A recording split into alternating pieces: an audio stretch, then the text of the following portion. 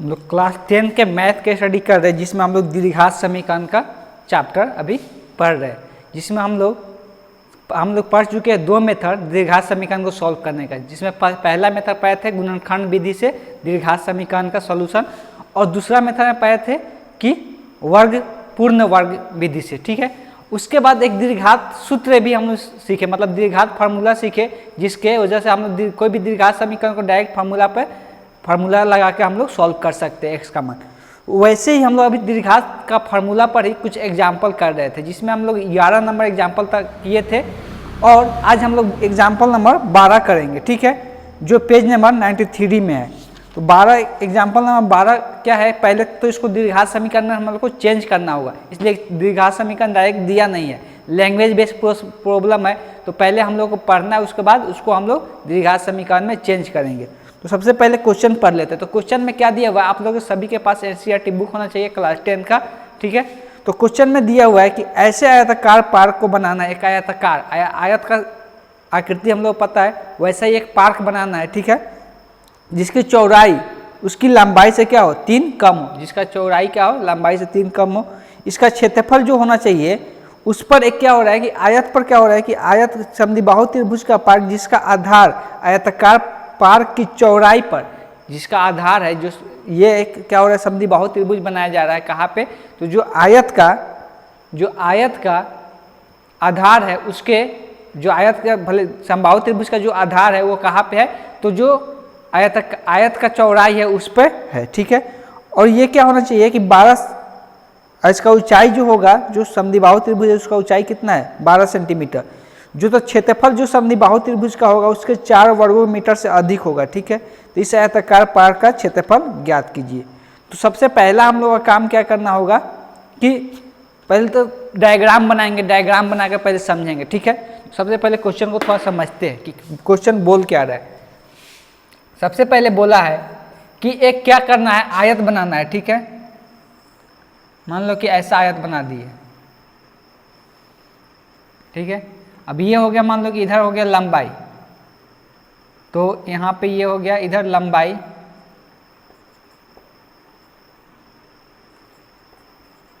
इधर चौड़ाई। ठीक है,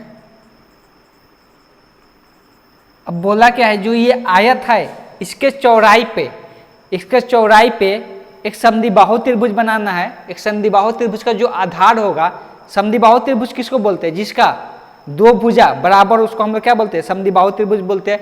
तो इस पर क्या करना है कि इसके चौड़ाई पे जो समद्विबाहु त्रिभुज होगा उसका आधार होना चाहिए, और उससे एक समद्विबाहु त्रिभुज बनाना है। तो ये मान लो कि इसका आधार हो गया समद्विबाहु त्रिभुज को, ऐसे एक समद्विबाहु त्रिभुज बनाना है। ठीक है, ये जो समद्विबाहु त्रिभुज है इसका ऊंचाई दिया हुआ है कितना सेंटीमीटर, तो 12 सेंटीमीटर या मीटर में दिया हुआ है, 12 मीटर दिया है। ठीक है, तो ये 12 मीटर दिया हुआ है, बस इतना ही इस क्वेश्चन में दिया। एक और दिया है कि जो ये समद्विबाहु त्रिभुज का एरिया होगा, जो क्षेत्रफल होगा वो कितना होगा, तो समद्विबाहु त्रिभुज का जो क्षेत्रफल होगा वो 4, इससे अगर इसमें इसके क्षेत्रफल में 4 जोड़ देने से वो आयत का क्षेत्रफल के बराबर हो जाएगा। तो सबसे पहले करते क्या है, इसमें लंबाई चौड़ाई को मान लेते हैं। बोला किसी चौड़ाई इसकी लंबाई से 4 कम है, तो लंबाई को ही x मान लेते हैं। पहले यहाँ लिख लेते हैं, ये चौड़ाई को भी x मान सकते हैं, जो मन करे वैसे मान सकते हैं, इसमें कोई नुमत नहीं है। तो हम अगर मान लेते हैं कि चौड़ाई ही x है। ठीक है, चौड़ाई मानेंगे तो थोड़ा आसान होगा। माना कि आयत की चौड़ाई x मीटर है। ठीक है, तो आयत की अगर चौड़ाई x मीटर है तो लंबाई कैसे निकालेंगे, तो क्वेश्चन में दिया हुआ है कि लंबाई जो है, चौड़ाई जो है इसकी लंबाई से 3 कम है, मतलब जो चौड़ाई है वो लंबाई से 3 कम है। तो हम लोग ऐसे लिख सकते हैं, चौड़ाई बराबर यहाँ पर जो लंबाई होगा वो इससे, चौड़ाई मतलब लंबाई से 3 कम होगा। अब चौड़ाई हम लोग क्या माने हैं, x माने हैं, यहाँ पर क्या हो गया लंबाई हो गया। ठीक है, तो यहाँ पर लंबाई जो होगा 3 ही कम है। ठीक है, तो लंबाई से 3 कम है, तो लंबाई हम लोग का यहाँ से आ जाएगा कितना, यहाँ से अब लंबाई अगर लिखेंगे तो लंबाई बराबर हो जाएगा x + 3। तो लंबाई हो गया x + 3 और चौड़ाई कितना हो गया x हो गया। तो आयत का क्षेत्रफल क्या हो जाएगा, तो आयत का क्षेत्रफल ऐसे कुछ ले लेते हैं, ठीक है, ए बी सी नाम दे देते हैं, ए बी सी और यहाँ पे डी कर देते, डी हो गया, यहाँ पे ई कर देते, ठीक है। अब यहाँ से क्या कर सकते हैं कि क्षेत्रफल, मतलब क्षेत्रफल को हम लोग ऐसे लिख सकते हैं कि एरिया ऑफ, ये शॉर्टकट लिखने का तरीका है, एरिया ऑफ, ए आर से होता है एरिया, ठीक है, उसी को क्षेत्रफल बोलते हैं, area of A B C D. तो ये क्या है, आयत है, आयत का क्षेत्रफल क्या होता है, लंबाई गुना चौड़ाई, लंबाई इसका कितना है एक्स प्लस 3 और चौड़ाई कितना है, इसका चौड़ाई एक्स है, तो एक्स को एक्स के साथ गुना कर दी, तो इसको सिंप्लीफाई करेंगे तो कितना आ जाएगा, एक्स में एक्स से गुना होगा तो एक्स स्क्वायर, एक्स में 3 से गुना होगा तो 3x। तो ये आ गया एरिया किसका, ए बी सी डी का, मतलब ये आयत का क्षेत्रफल, ठीक है। अब क्या करना है, ये जो समद्विबाहु त्रिभुज बन रहा है इसका क्षेत्रफल निकालेंगे। तो कोई भी त्रिभुज का क्षेत्रफल का फॉर्मूला क्या होता है, हाफ इंटू लंबाई गुने चौड़ाई, हाफ इंटू लंबाई गुने ऊंचाई, लंबाई गुने चौड़ाई नहीं, मतलब आधार इंटू आधार इंटू ऊंचाई बोल सकते हैं। तो अब एरिया लिखेंगे सी डी ई का, तो यहाँ से एरिया ऐसे लिख सकते हैं, area of C D E, ठीक है। मतलब ये क्या है, समद्विबाहु त्रिभुज है, समद्विबाहु त्रिभुज का क्षेत्रफल क्या होता है 1/2 गुने क्या होता है आधार, 1/2 गुने आधार, तो आधार इसका कितना है एक्स है, चौड़ाई है ना, ये चौड़ाई है तो ये भी क्या है चौड़ाई है, चौड़ाई कितना है एक्स है, तो आधार गुने ऊंचाई, ऊंचाई कितना दिया हुआ, ऊंचाई इसका दिया हुआ है समद्विबाहु त्रिभुज का 12। अब ये 2 से कट जाएगा ये 6 बार में, तो इसका क्षेत्रफल आ गया 6x। अब क्वेश्चन में बोला है जो ये आयत का क्षेत्रफल होगा, ये जो समद्विबाहु त्रिभुज का क्षेत्रफल है इससे 3 ज़्यादा होगा, 3 ही बोला है ना, हाँ इससे 3 नहीं 4 वर्ग मीटर ज़्यादा होगा, 3 नहीं 4, तो 4 वर्ग मीटर ज़्यादा है, तो इसको हम लोग लिख रहे हैं इस साइड। तो यहाँ पे क्या हो रहा है, जो एरिया जो area of A B C D ये क्या है, किसका क्षेत्रफल है, तो ये है आयत का क्षेत्रफल। ये जब ये इसके इक्वल कब होगा, समद्विबाहु त्रिभुज के क्षेत्रफल क्या है सी डी ई, इसमें अगर 4 जोड़ेंगे तो ये इसके इक्वल हो जाएगा, मतलब बराबर हो जाएगा। तो इसमें क्या बोला है कि ये 4 इससे अधिक है, जो इसका क्षेत्रफल है उस जो समद्विबाहु त्रिभुज है उससे क्या है 4 अधिक है, तो 4 अधिक हो गया। अब यहाँ पे इसका एरिया कितना निकाले, त्रिभुज सॉरी आयत का एरिया कितना है क्षेत्रफल x² + 3, तो इसके सामने रख देंगे x² + 3x, और ये जो समद्विबाहु त्रिभुज है उसका क्षेत्रफल कितना है 6x, तो यहाँ पर कितना हो जाएगा 6x + 4। अब क्या करना है, सबको बाएं तरफ लेके आ जाना है, यहाँ से आ जाएगा x² + 3x - 6x, यहाँ +4 है तो इधर आ जाएगा तो -4 बराबर 0। तो यहाँ सिंप्लीफाई करेंगे तो कितना आ जाएगा x², 3x में से 6x घटाएंगे कितना बचेगा 3x - 4 बराबर 0। अब क्या करना है, ये द्विघात समीकरण अब आ गया, तो अब द्विघात समीकरण आ गया तो हम लोग क्या करेंगे द्विघात फार्मूला का अप्लाई करेंगे। तो द्विघात फार्मूला क्या होता है, x बराबर -b ± √b² - 4ac / 2a, तो ये फार्मूला रट जाना है, ठीक है। अब ए बी सी डी क्या होता है, तो ए क्या होता है जो x² के आगे रहता है, तो ये x² के आगे कुछ भी नहीं है मतलब 1 होगा। b क्या होता है जो x के आगे रहता है, b के आगे क्या है x के आगे क्या है -3 है, और c क्या होता है जो अचर होता है, तो अचर कितना है -4 है, यहाँ पर c का मान -4 हो जाएगा, सबका मान यहाँ पर रख देंगे। तो ए b का मान हो गया, पहले तो माइनस यहाँ साइन है तो माइनस साइन दे दिया, अब b का मान कितना रखना है -3, तो यहाँ -3 रख दी, ±√b², b² मतलब -3 के स्क्वायर, तो यहाँ पर -3 के स्क्वायर होगा -4, a का मान कितना है 1 है, c का मान कितना है -4।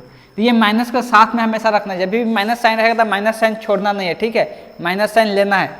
अब यहाँ बट्टे में है 2a, 2 × a का मान कितना है 1, तो सबका मान रख दिए, इसको सिंप्लीफाई कर लेंगे। तो यहाँ पर देखो माइनस माइनस गुना हो रहता है, माइनस माइनस गुना क्या होता है प्लस हो जाता है, तो मतलब यहाँ पर आ जाएगा 3 ± √।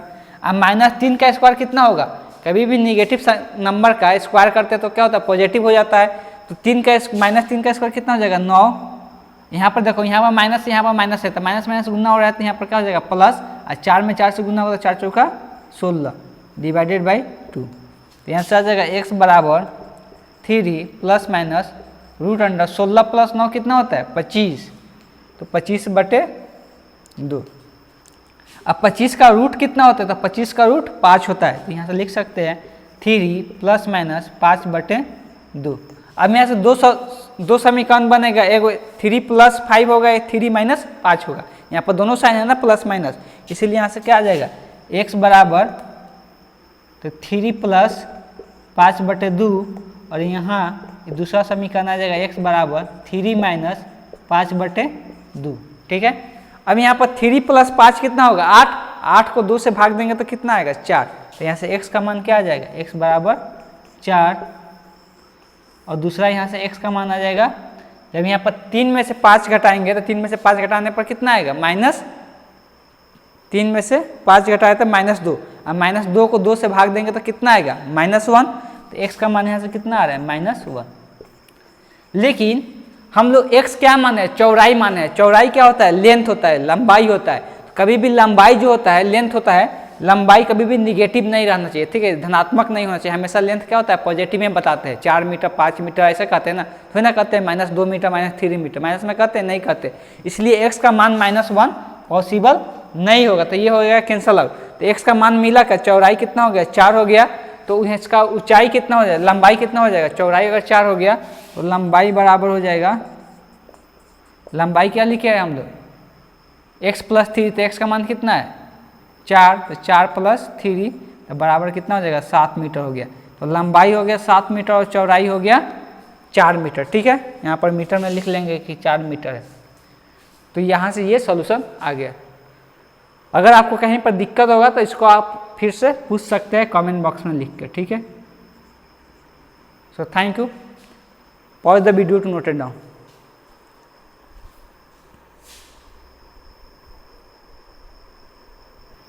तो एग्जाम्पल नंबर 13 में बोल रहा है कि अगर द्विघात समीकरण का जो मूल्य है उसका अस्तित्व है, तब हम लोग को क्या करना है उसका मूल्य ज्ञात करना है। तो पहले उसका अस्तित्व है कि नहीं ये कैसे पता चलेगा, तो हम लोग बताए थे जो द्विघात समीकरण का फार्मूला जो पढ़े थे, तो उसमें क्या था कि उसमें द्विघात समीकरण का फार्मूला क्या होता है x बराबर -b ± √b² - 4ac divided by 2a। ठीक है, तो इसका इस फार्मूला का अस्तित्व कब होगा, इसका जब x का मान मतलब जो मिलेगा जो मूल्य होगा ये कब वैलिड होगा, जब ये जो होना चाहिए जो रूट के अंदर है b² - 4ac ये क्या होना चाहिए हमेशा 0 या 0 से बड़ा होना चाहिए। क्या होना चाहिए 0 या 0 से बड़ा होना चाहिए। ठीक है, तो सबसे पहले कोई भी द्विघात समीकरण दिया हुआ है तो ऐसे चेक कर लेंगे, अगर ये ट्रू होगा तभी जाकर बोलेंगे कि इसका जो मूल्य है उसका अस्तित्व है, अस्तित्व है तब हम लोग उसका अस्तित्व ज्ञात कर लेंगे। ठीक है, तो ऐसे इस द्विघात समीकरण पहले दिया हुआ है उसका अस्तित्व उसका मूल्य का अस्तित्व है कि नहीं पहले चेक करेंगे। तो इसका हम लोग 13 नंबर का 1 नंबर सबसे पहले देखते हैं।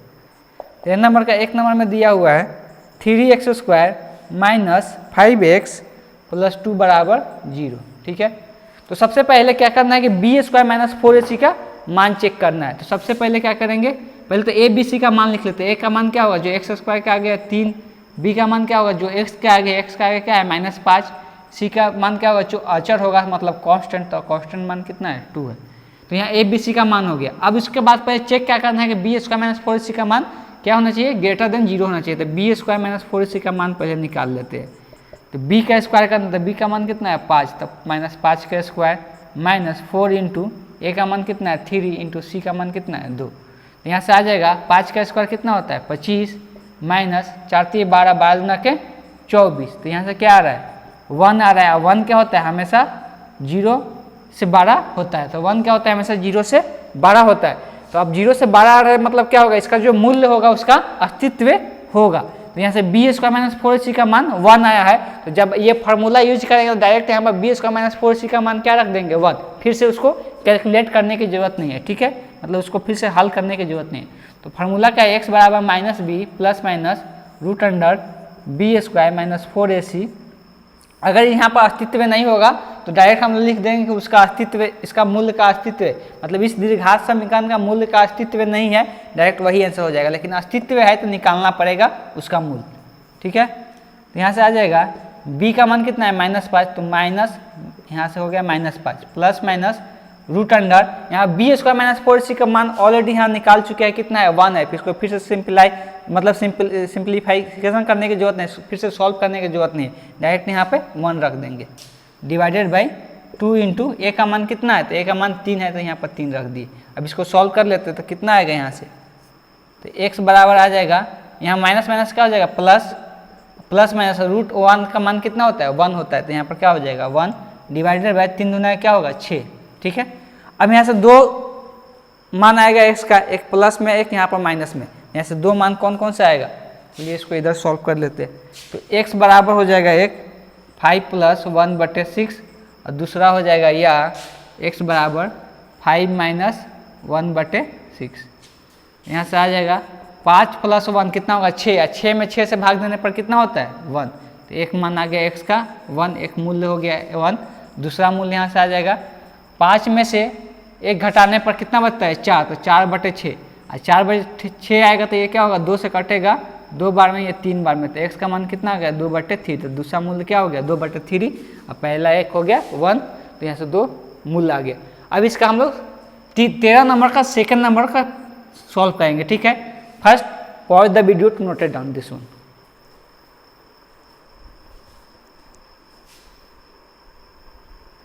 तो 13 नंबर का 2 दिया हुआ है x² + 4x + 5 बराबर 0। तो सबसे पहला काम क्या करना है, a b और c का मान लिख लेना है। तो a का मान क्या होता है, जो x के आगे है तो x² के जो आगे है तो x² के आगे क्या है कुछ नहीं है, इसका मतलब क्या है 1 है। और यहाँ b मतलब जो x के आगे है तो वो हो गया 4, और जो अचर बच गया कांस्टेंट, तो c का मान हो गया कांस्टेंट 5। ठीक है, तो a b c का मान लिख लिए। उसके बाद क्या करना है कि अब चेक करना है कि b² - 4ac का जो मान होगा वो प्लस में मतलब 0 से 12 हो रहा है कि नहीं, मतलब 0 के इक्वल या 0 से 12 आ रहा है कि नहीं। अगर 12 आएगा तो हम लोग बोलेंगे कि इसका जो मूल्य होगा उसका अस्तित्व होगा, अगर नहीं आएगा तो लिख देंगे उसका अस्तित्व नहीं है। ठीक है, तो सबसे पहले हम लोग b² - 4ac का मान निकाल देते हैं। b² - 4ac बराबर b का मान कितना है 4 का स्क्वायर माइनस 4 इंटू a का मान कितना है 1, 5 का, c का मान कितना है 5। 4 का स्क्वायर कितना होता है 16, और 4 में 5 से गुना करेंगे 4 × 5 = 20, यहाँ से क्या आ रहा है -4। -4 क्या होता है 0 से छोटा होता है, -4 क्या होता है 0 से छोटा होता है, इसलिए इसका क्या हो जाएगा, इस दीर्घात समीकरण का मूल्य का अस्तित्व नहीं होगा। तो हम लोग लिखेंगे दीर्घात समीकरण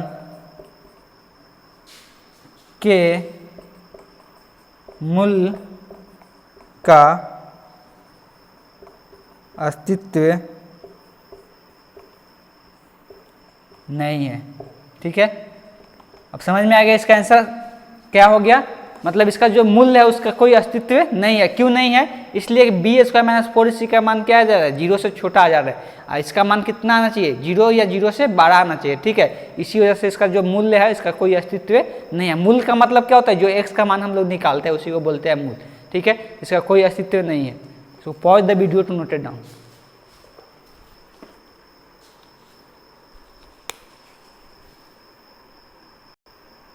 तो 13 का 3 नंबर देखते हैं कि इसका इस जो दीर्घात समीकरण दिया हुआ है इसका मूल्य का अस्तित्व है कि नहीं है। तो सबसे पहले a b और c का मान लिख लेते हैं। तो a का मान यहाँ से क्या है जो x² के आगे है 2, b का मान क्या है जो x के आगे है तो x का क्या है 2√-2√2, और c का मान यहाँ से क्या हो गया जो अचर बच गया, अचर मतलब कांस्टेंट, तो इसका मतलब क्या हो गया 1 हो गया। अब इसका देखते हैं अस्तित्व है कि नहीं। तो सबसे पहले अस्तित्व चेक करने के लिए क्या करना पड़ता है, b² - 4ac का मान देखना पड़ता है कि प्लस में है कि माइनस में है। ठीक है, तो b का मान क्या है -2√2 के स्क्वायर माइनस 4 इंटू a का मान कितना है 2 गुने c का मान कितना है 1। अब इसका जब स्क्वायर करेंगे तो 2 का स्क्वायर कितना होगा 4, और √2 का स्क्वायर कितना होगा 2 होगा। √2 का स्क्वायर करने पर क्या मिलता है 2, तो 4 में 2 से गुना होगा तो कितना होगा 8, माइनस ये क्या होगा 4 दूना के 8, तो ये क्या आ रहा है इसका मान 0 आ रहा है। 0 क्या होता है 0 के बराबर होता है ना, मतलब 0 से तो बड़ा नहीं होता है लेकिन 0 के बराबर होता है, तो 0 के बराबर भी आएगा फिर भी क्या होगा इसका मूल्य का अस्तित्व होगा। ठीक है, जब भी या तो 0 के बराबर आए या 0 से बड़ा है, दोनों केस में क्या होगा इसका जो मूल्य होगा उसका अस्तित्व होगा। तो अब इसका मूल्य निकालते हैं। तो x बराबर दीर्घात फार्मूला क्या होता है -b plus minus √b² - 4ac divided by 2a। ठीक है, अब यहाँ से b का मान रखेंगे, b का मान क्या है -2√2 प्लस माइनस इसका मान क्या आ गया 0, तो यहाँ 0 रख दिए बाई 2 इंटू a का मान कितना है 2 है तो यहाँ पर 2 रख दिए। ठीक, अब इसको सिंप्लीफाई कर लेते हैं तो x बराबर यहाँ पर माइनस माइनस क्या होगा प्लस, यहाँ पर क्या बचेगा 2√2, यहाँ प्लस माइनस जीरो होगा तो जीरो इतना में जोड़ेंगे तो क्या होगा जीरो उतना ही रह जाएगा, इसमें जीरो जोड़ने पर कुछ बढ़ेगा नहीं बढ़ेगा, तो ये इतना ही रह जाएगा। यहाँ नीचे आ गया 2 दूना के 4, या ऐसे भी लिख सकते 2 गुने 2। अब ये क्या होगा, ये 2 से 2 कट जाएगा, यहाँ से क्या आ गया √2। इस 2 को हम लोग क्या लिख सकते हैं, किसी भी 2 को, इस 2 को क्या लिख सकते हैं √2 गुने √2 लिख सकते हैं, इसलिए कि √2 और गुने √2 का मान क्या आता है 2 आता है। अब यहाँ से क्या होगा एक रूट से एक रूट कट गया तो x का मान यहाँ से क्या आ जाएगा 1/√2, ठीक है। तो ये इसका मूल्य आ गया। तो एक और चीज़ यहाँ से देखने को मिल रहा है, जब b² - 4ac का मान जब 0 आ रहा है तो उस केस में जो मूल्य आ रहा है सिर्फ एक ही मूल्य आ रहा है, ठीक है, सिर्फ एक मूल्य आ रहा है इसका। हमेशा दीर्घात समीकरण को सॉल्व करने से क्या आ रहा है 2 को मूल्य आ रहा था, लेकिन जब यहाँ पे सॉल्व कर रहे जब b² - 4ac का मान 0 आ रहा है तो इस केस में दीर्घात समीकरण का सिर्फ एक ही मूल्य आ रहा है, ठीक है। तो pause the video to note down this one.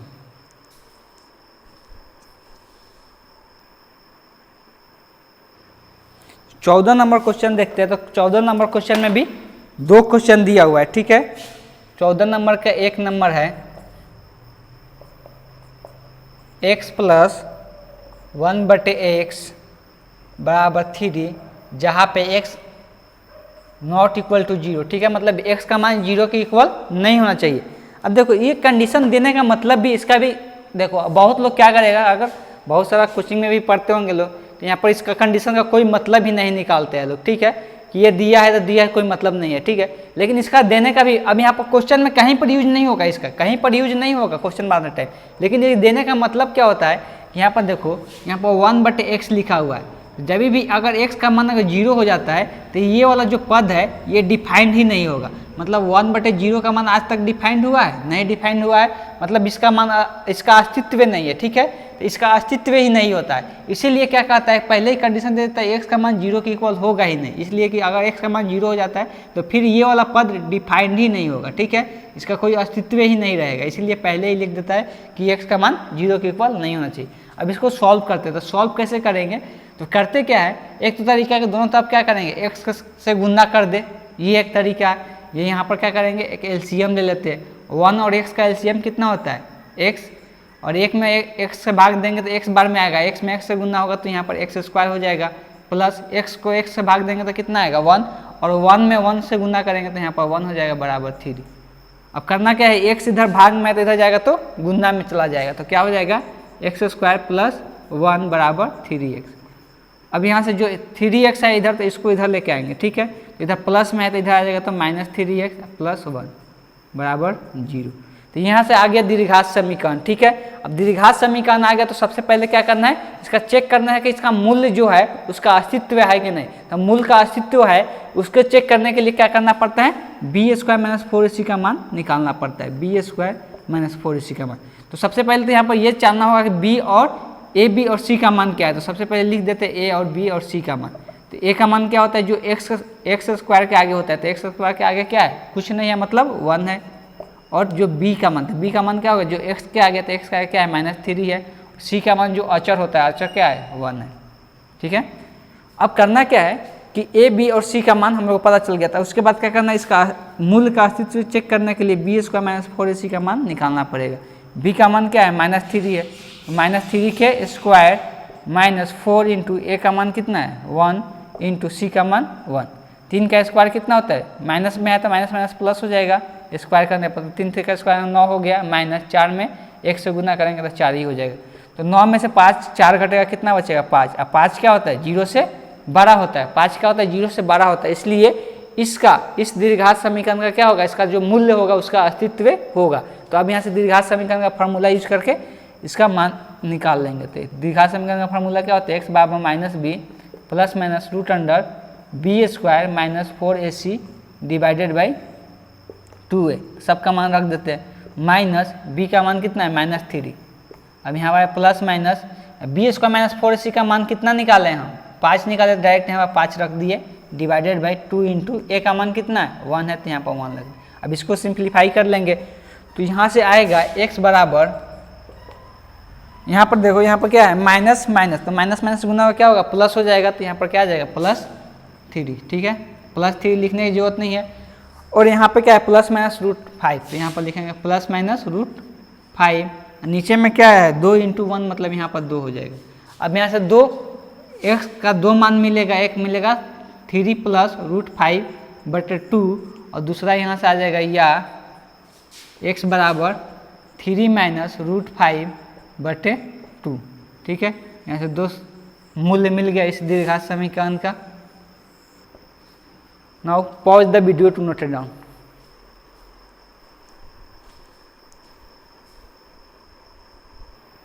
यहाँ से सेकेंड क्वेश्चन देखते हैं 14 नंबर का। ठीक है, तो यहाँ पर दिया है 1/x - 1/x - 2 = 3 और साथ ही साथ कंडीशन दिया हुआ है कि x का मान 0 नहीं होना चाहिए और 2 भी नहीं होना चाहिए, मतलब x का मान 0 नहीं होना चाहिए, 2 भी नहीं होना चाहिए। ऐसा क्यों दिया है देख चेक करते हैं। पहले सबसे पहले देखो, अगर यहाँ पर 1/x पद है, ये वाला जो पद है 1/x, इसमें अगर x का मान यहाँ पर 0 रख देते हैं तो क्या हो जाएगा, हर में 0 रख देने से क्या होता है, मतलब डिनोमिनेटर में 0 रख देने से क्या होता है, ये पद डिफाइंड नहीं होगा। ठीक है, मतलब इस पद का कोई अस्तित्व ही नहीं होगा। इसी वजह से लिखा है कि x का मान 0 के इक्वल नहीं होना चाहिए।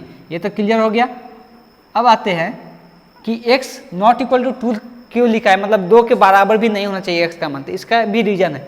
देखो यहाँ पर अगर x का मान 2 रख देते हैं तो 2 में से 2 घटेगा तो कितना बचेगा, 0। तो यहाँ पर भी ये वाला पद भी क्या हो रहा है, 1/0 हो जा रहा है और 1/0 का मान अभी तक डिफाइंड नहीं किया गया है, मतलब उसका कोई अस्तित्व ही नहीं है अभी तक।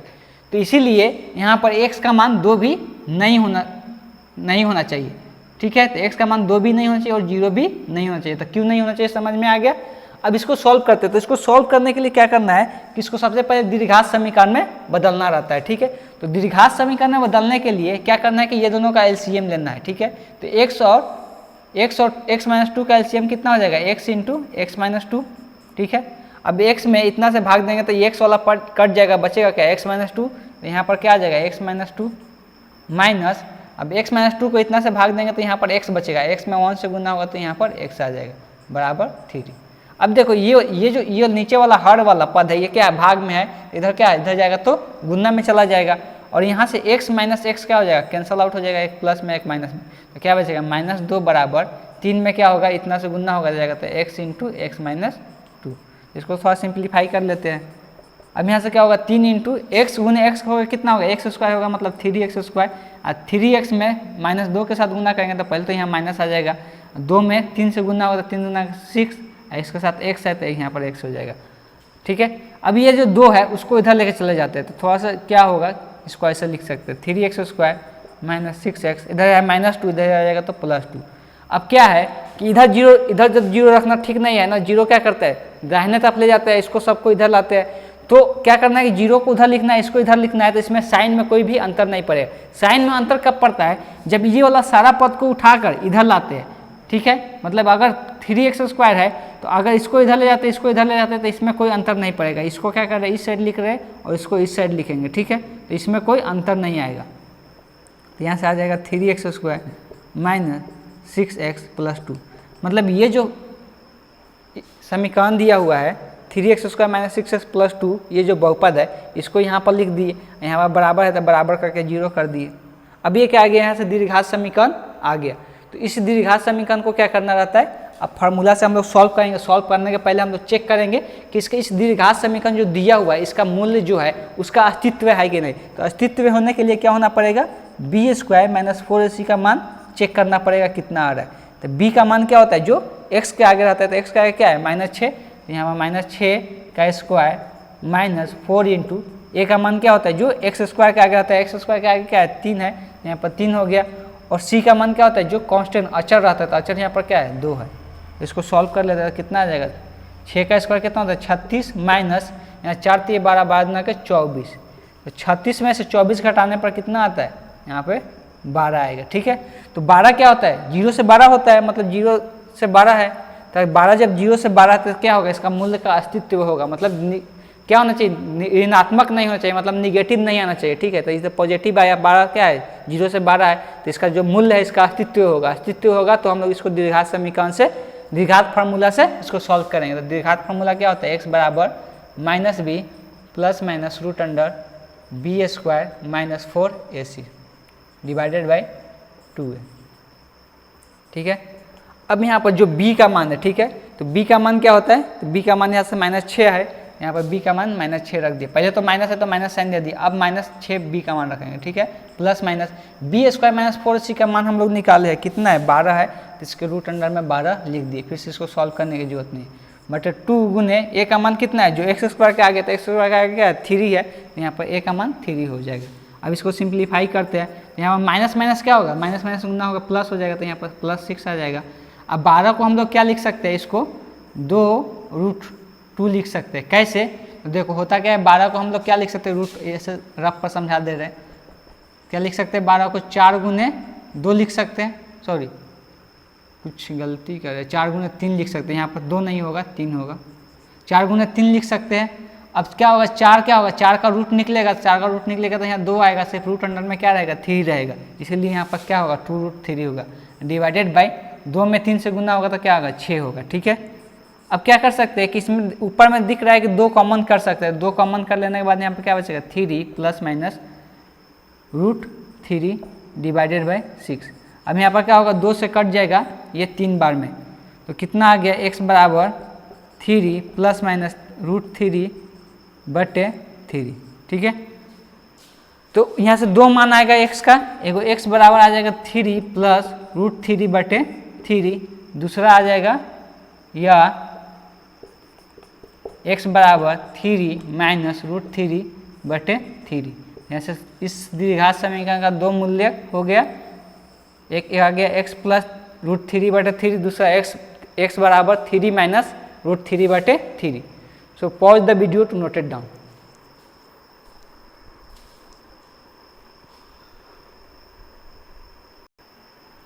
तो हम लोग क्वेश्चन नंबर एग्जाम्पल नंबर 15 देखेंगे। तो एग्जाम्पल नंबर 15 क्या है, पहले लैंग्वेज बेस्ड प्रॉब्लम है, इसको हम लोग को चेंज करना होगा, किस में, इसको हमको चेंज करना पड़ेगा द्विघात समीकरण में। तो द्विघात समीकरण में चेंज करने के लिए सबसे पहले तो क्वेश्चन समझना होगा। तो क्वेश्चन समझते हैं इसको। बोला है कि एक मोटर बोट है, बोट मतलब क्या, नाव जो होता है, ठीक है। तो उसको अगर किसी स्थिर जल मतलब क्या हो जाता है, बोट जब चलता है तो क्या होता है, पानी पर चलता है। तो पानी जब स्थिर होता है मतलब पानी का कोई भी बहाव नहीं होता है, तो उस टाइम उसका बोट का चाल कितना रहा है, 18 किलोमीटर/आवर, ठीक है। और उसको 24 किलोमीटर के दूरी तय करना है, ठीक है। तो उसको दो तरीका से तय कर रहा है। एक क्या हो रहा है कि धारा के प्रतिकूल, मतलब धारा के प्रतिकूल मतलब क्या, धारा के उल्टा, मतलब धारा क्या होता है, धारा के उल्टा, ठीक है। कहने का मतलब अगर ऐसे समझे तो मान लो कि पानी का धारा ऐसे बह रहा है, ठीक है, और नाव किधर से आ रहा है, तो नाव इधर से आ रहा है, ठीक है। तो नाव किधर से आ रहा है, नाव इधर से आ रहा है, इस साइड, धारा उधर है, धारा नाव इस साइड से आ रहा है, तो इसको हम लोग क्या बोलते हैं, प्रतिकूल। लेकिन जब नाव, जैसे धारा की चाल ऐसे है और नाव भी किधर जा रहा है, नाव भी इसी दिशा में जा रहा है, तो उसको हम लोग क्या बोलते हैं, अनुकूल, ठीक है। धारा के अनुकूल और धारा के प्रतिकूल का मतलब समझ में आया। तो होगा क्या कि जब धारा के अनुकूल मतलब जिस दिशा में धारा जा रहा है उसी दिशा में क्या हो रहा है, नाव जा रहा है, तो उस टाइम क्या होगा, दोनों का चाल क्या होगा, जोड़ा जाएगा। इसलिए कि चाल क्या होता है, बढ़ जाता है। तो चाल बढ़ जाने से क्या होगा, जो नाव की चाल होगा उसमें क्या होगा, जो धारा की चाल होगा दोनों को जोड़ देंगे, ठीक है। लेकिन जब अनुकूल होगा, ठीक है, अपोजिट होगा, उल्टा होगा, तो क्या होता है, घटा देते हैं। जो नाव की चाल होगा उसमें से क्या करेंगे, धारा की चाल घटा देंगे, ठीक है।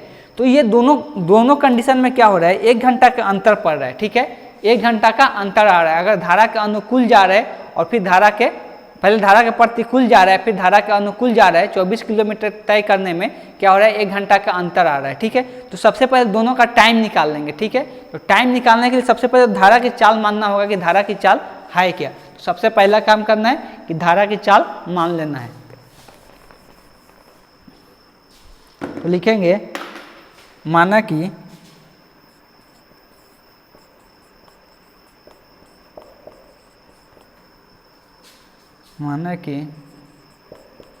धारा की चाल x किलोमीटर/आवर है, ठीक है। तो ये हो गया धारा की चाल x किलोमीटर/आवर है।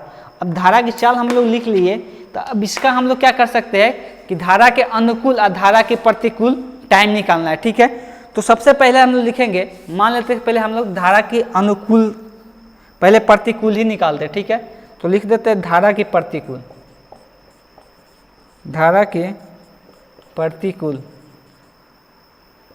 तो जो धारा के प्रतिकूल में पहले सबसे पहले चाल का फार्मूला पता होना चाहिए। चाल का फार्मूला क्या होता है? चाल बराबर दूरी बटे समय। तो अगर यहाँ से हम लोग समय का फार्मूला निकाले तो समय का फार्मूला क्या लिख सकते हैं? समय बराबर क्या होगा? दूरी बटे चाल। ठीक है, तो धारा के प्रतिकूल समय क्या हो जाएगा? तो समय पहले लिख लेते हैं, समय बराबर होगा दूरी बटे चाल। ठीक है, ये हो गया धारा के प्रतिकूल। मतलब धारा के प्रतिकूल मतलब धारा के उल्टा। तो धारा के उल्टा में समय को t1 ले लेते हैं। ठीक है, और इसका दूरी तो हमेशा फिक्स रहेगा, कितना है? 24 किलोमीटर दिया हुआ है। और इसका चाल कितना होगा? देखो धारा के प्रतिकूल में क्या होगा कि नाव की चाल में से धारा की चाल को घटा देंगे, नाव की चाल में से धारा की चाल को घटा देंगे, तो मतलब क्या उल्टा हो रहा है ना, तो उल्टा होने की वजह से क्या होगा? माइनस होगा। तो धारा की चाल, तो नाव की चाल कितना दिया हुआ है क्वेश्चन में? तो 18। तो 18 में से क्या करेंगे? x को घटा देंगे, मतलब धारा की चाल को घटा देंगे। तो इसका यहाँ से t1 का मान निकल गया। ठीक है, अब धारा के अनुकूल निकालते हैं। धारा के अनुकूल कितना हो जाएगा? धारा के अनुकूल, जब धारा के अनुकूल का बात करेंगे, इसमें टाइम कितना होगा? इसमें टाइम हो जाएगा t2 बराबर, दूरी तो वही रहेगा, सिर्फ ये क्या हो जाएगा? जो इसमें टाइम t2 ले लिए। ठीक है, ये इसका जो चाल होगा, धारा के अनुकूल में क्या होता है? दोनों एक ही दिशा में जाता है, इसलिए क्या होता है? दोनों जुड़ जाता है। तो नाव की चाल कितना है? 18, धारा की चाल कितना है? x। तो दोनों क्या होगा? जुड़ गया चाल। अब यहाँ से t1 t2 में जो अंतर आया है, तो यहाँ पर क्या होगा? जब धारा का अनुकूल चलेगा, मतलब उल्टा चलेगा, तो ऑब्वियस है कि टाइम ज़्यादा लगेगा, इसमें टाइम कम लगेगा। तो दोनों का अंतर कितना पड़ रहा है टाइम का? एक घंटा का। तो दोनों का अंतर क्या हो जाएगा? t1 माइनस t2 बराबर क्या होना चाहिए? 1। ठीक है, अब यहाँ से t1 का मान रख दे। t1 का मान कितना है? 24 बटे 18 माइनस एक्स, माइनस t2 का मान होगा 24 माइनस 18 प्लस एक्स बराबर 1। ठीक है, अब क्या करना है? इसको पहले एलसीएम लेके सॉल्व करना था। 18 माइनस एक्स, यहाँ पर 18 प्लस एक्स, दोनों का एलसीएम क्या होगा? एलसीएम आ जाएगा 18 का स्क्वायर माइनस एक्स स्क्वायर। ठीक है, क्या आएगा? 18 का स्क्वायर। तो इसको भी ऐसे नहीं लिखते हैं, पहले एलसीएम जो आएगा क्या होगा? दोनों गुना में आएगा, 18 minus x into 18 plus x. ठीक है, अब ये क्या होगा? इससे ये कट जाएगा। ठीक है, इससे ये कट जाएगा, भाग देंगे तो बचेगा क्या? 18 प्लस एक्स, मतलब 24 में गुना हो जाएगा 18 प्लस एक्स के साथ। अब यहाँ माइनस साइन है तो माइनस साइन दे दी। अब यहाँ पर जब इससे भाग देंगे तो 18 प्लस एक्स वाला जो पद है वो कट जाएगा, तो बचेगा क्या? 18 माइनस एक्स। यहाँ पर आ जाएगा 24 इंटू 18 माइनस एक्स बराबर 1। ठीक है, चलो इसको इधर सॉल्व करते हैं। तो देखो यहाँ सबसे पहले क्या करते हैं? 24 माइनस एक्स सेम है, तो 24 यहाँ पर भी है, 24 यहाँ पर भी है। सबसे पहले 24 को कॉमन कर लेते हैं। तो सबसे 24 को कॉमन करने के बाद यहाँ पर बचेगा 18 प्लस एक्स। यहाँ पर लिख दिया 18 प्लस एक्स, और यहाँ पे क्या होगा? माइनस है तो माइनस पहले लिखेंगे, तो माइनस यहाँ पर माइनस में 18 से गुना होगा, तो माइनस कितना होगा? माइनस 18। अगर माइनस यहाँ माइनस है तो माइनस माइनस क्या हो जाएगा? प्लस। यहाँ पर कितना बचेगा? Plus x. नीचे में बच गया। अब देखो यहाँ पर नीचे में जो है 18 माइनस एक्स और 18 प्लस एक्स, ये कौन सा फार्मूला पे जाएगा? तो a minus B into A plus B का फार्मूला होता है, हम लोग पढ़े हुए हैं कि a minus B into A plus का a minus B into A plus B का फार्मूला होता है A square minus B square. तो उसी फार्मूला पर यहाँ पर कितना हो जाएगा? 18 के स्क्वायर माइनस एक्स स्क्वायर, इधर बचा 1। तो ऊपर हम लोग सॉल्व करेंगे तो 18। अब यहाँ पर देखो एक 18 प्लस में एक माइनस में आता, कैंसल आउट हो जाएगा, तो ऊपर में क्या बचेगा? गुने 2x, नीचे में आ गया 18 के स्क्वायर। तो 18 का स्क्वायर कितना होता है? 300 कितना? 324। 324 ही होता है ना, 324 ही होता है। ठीक है, माइनस एक्स स्क्वायर बराबर 1। अब इसको क्या करते हैं? तिरिया गुना कर देते हैं, तो इसमें इससे गुना और इसमें इससे। ठीक है, यहाँ पर 24 गुना कितना होगा? 48, 48x। तो 48x में 1 के साथ गुना होगा तो कितना होगा? 48x ही होगा, और 1 में इतना से गुना होगा तो ये इतना ही रह जाएगा, 324 माइनस एक्स स्क्वायर। अब सारा पद को इधर लेके आ जाना है, जो इधर प्लस में है वो माइनस में है, जो माइनस में है इधर प्लस में। तो एक्स स्क्वायर माइनस, पहले इसको लिख ले, एक्स स्क्वायर प्लस 48x। हमेशा कैसे लिखते हैं? जो ज़्यादा घात वाला रहता है उसको पहले लिखते हैं, उसके बाद उसको लिखते हैं। ठीक है, कम घात वाला को। 324 इधर प्लस में था तो इधर माइनस में। अब इसको क्या करना है? दीर्घात समीकरण से सॉल्व कर लेना है। तो दीर्घात समीकरण से कैसे सॉल्व करेंगे? तो दीर्घात समीकरण का हम लोग जो सूत्र पढ़े उसको सॉल्व करेंगे। द्विघात समीकरण का फॉर्मूला क्या होता है, minus B plus minus root under B square minus 4ac divided by 2a।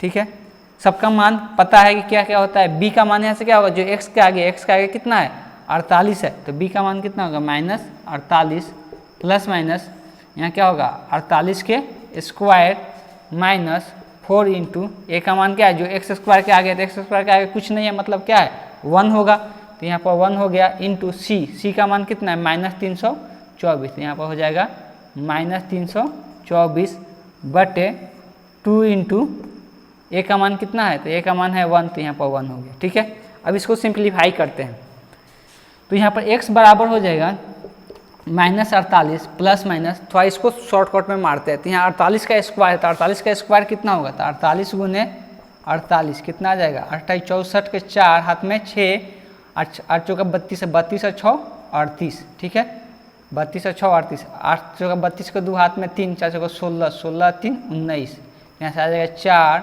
10 के 0 12 1 13 के 3 हाथ में 1, यहाँ पे 2, तो 2300 कितना आ गया 2324, तो यहाँ से आ जाएगा 2324, यहाँ पर माइनस है, माइनस माइनस क्या हो जाएगा प्लस, और 324 में 4 से गुना करेंगे तो कितना होगा 4 चौका 16 हाथ में 1 4 दूना के 8 1 9 4 3 12, यहाँ 4 3 12 आ गया। अब ये दोनों को जोड़ देंगे और नीचे 2 में 1 से गुना करने पर कितना आएगा 2 आएगा। ठीक है, तो इसको आप थोड़ा इधर इस साइड लिखते हैं, ध्यान में रखना है, सबसे पहले बीच वाला को नोट डाउन करना है, उसके बाद उसके बगल वाला, उसके बाद इधर। ठीक है, तो यहाँ से आ जाएगा x बराबर माइनस 48 प्लस माइनस 2304 में 1296 जोड़ना है, 4 और 6 जोड़ेंगे तो कितना होगा 10 10 के 0 हाथ में 1, और 9 में 0 जोड़ेंगे तो 9 होगा, जो हासिल होगा, तो 9 में 1 जोड़ेंगे तो कितना होगा 10, फिर 10 के 0 हाथ में 1, और यहाँ से 3 2 5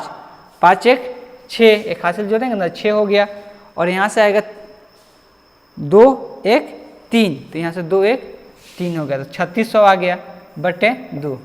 अब 3600 का स्क्वायर रूट कितना आ जाएगा, 3600 का स्क्वायर रूट आ जाएगा 60। ठीक है, 60 का स्क्वायर करने पर कितना आएगा 3600 बटे 2, तो यहाँ से 2 को x का मान आएगा, एक आएगा माइनस 48 प्लस 60 बटे 2, दूसरा आ जाएगा x बराबर माइनस 48 माइनस 60 बटे 2। तो यहाँ से जो आएगा माइनस 48 में 60 जोड़ेंगे तो कितना बचेगा 12, माइनस 48 में 60 जोड़ेंगे तो कितना बचेगा 12 बटे 2।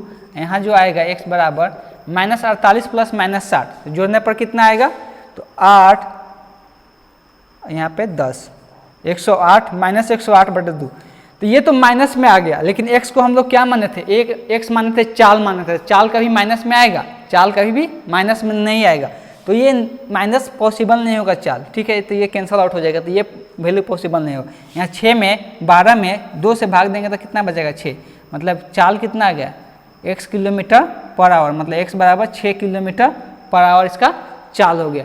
तो यहाँ से आ गया इस चाल का मान, तो यहाँ पर कहीं पर आई थिंक समझने में दिक्कत नहीं होगा। धारा के प्रतिकूल में क्या किए, सबसे पहले हम लोग इसमें क्या किए कि चाल को मान लिए, धारा की चाल हम लोग को निकालना था, धारा की चाल x मान ली। उसके बाद बोला था कि धारा के प्रतिकूल में क्या हो रहा है, तो धारा के प्रतिकूल में टाइम हम लोग t1 ले लिए, और उसका दूरी तो हमेशा सेम ही रहेगा, या धारा का अनुकूल चले या धारा के प्रतिकूल चले, हम लोग को 24 किलोमीटर तय करना है तो तय करना है। ठीक है, उसमें चाल हो क्या होगा, प्रतिकूल में क्या होता है उल्टा चलता है, मतलब धारा इधर जा रहा है तो चाल इस साइड आएगा। ठीक है, तो मतलब धारा उधर जा रहा है तो नाव इस साइड आ रहा है। ठीक है, तो चाल और मतलब जो धारा है और नाव है दोनों को दूसरा में क्या हो रहा है अपोजिट हो रहा है, उल्टा हो रहा है, इसीलिए क्या होता है माइनस हो जाता है। जो नाव की चाल होता है उसमें से धारा की चाल माइनस कर देते हैं। वैसे अनुकूल में क्या होता है दोनों जुड़ जाता है, इसलिए कि दोनों एक ही दिशा में जाता है। ठीक है, नाव भी और धारा भी एक ही दिशा में रहता है, तो उसमें चाल क्या होता है जुड़ जाता है। तो T1 और T2 निकाल लिए दोनों में। ठीक है, दोनों का अंतर दिया है टाइम में कि अगर धारा के प्रतिकूल और धारा के अनुकूल चल रहे हैं तो दोनों के टाइम में अंतर 1 घंटा का पड़ रहा है, इसलिए T1 माइनस T2 बराबर 1 कर दिए। अब यहाँ पर T1 T2 का मान निकाल लिए और T1 T2 का मान यहाँ पर रख दिए। तो रखने के बाद हमको इसको द्विघात समीकरण बनाना था, तो इसको सिंप्लीफाई करके द्विघात समीकरण बना लिए और द्विघात समीकरण बन गया था। द्विघात समीकरण के सूत्र पर इसको सॉल्व कर ली। ठीक है, तो यहाँ से हम लोग को x का मान 2 मान आया, एक में माइनस में एक प्लस में, तो माइनस वाला पॉसिबल नहीं होगा, इसलिए कि चाल कभी भी निगेटिव नहीं होता है, चाल हमेशा क्या होता है पॉजिटिव होता है, ठीक है। तो इसलिए चालक निगेटिव नहीं होता, इसलिए यहाँ से x का मान आ गया सिर्फ 6 किलोमीटर पर आवर, ठीक है।